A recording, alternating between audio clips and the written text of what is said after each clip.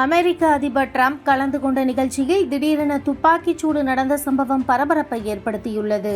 April 25ஆம் தேதியான சனிக்கிழமை இரவு வாஷிங்டனில் உள்ள ஹில்டன் விருந்தினர் அரங்கில் இரவு விருந்துக்கு ஏற்பாடு செய்யப்பட்டிருந்தது. இந்த நிகழ்ச்சியில் அமெரிக்க அதிபர் டிரம்ப், மனைவி மெலானியா டிரம்ப், அமைச்சர்கள் உள்ளிட்டோர் கலந்து கொண்டனர். அப்போது திடீரென துப்பாக்கி சுடும் சத்தம் கேட்க ஒரு கணம் அங்கிருந்த அனைவரும் மிரண்டனர். 7-8 முறை துப்பாக்கி சுடும் சத்தம் கேட்டதாக சொல்லப்படுகிறது.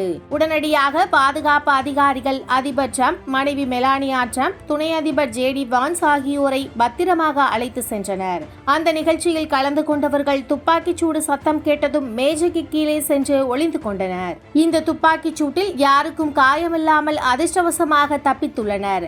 இந்த சம்பவத்தில் துப்பாக்கிச் சூடு நடத்தியவர் கொல்லப்பட்டதாக தகவல் வெளியாகியுள்ளது.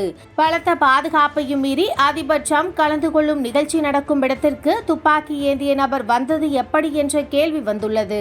இந்த சம்பவத்தால் தனக்கு எந்த பாதிப்பும் ஏற்படவில்லை என்பதை டிரம்பும் உறுதி செய்துள்ளார். அமெரிக்க அதிபராக 2வது முறையாக டிரம்ப் பதவியேற்றதிலிருந்தே அவரது உயிருக்கு அச்சுறுத்தல் இருப்பதாக எச்சரிக்கை விடுக்கப்பட்டு வருகிறது.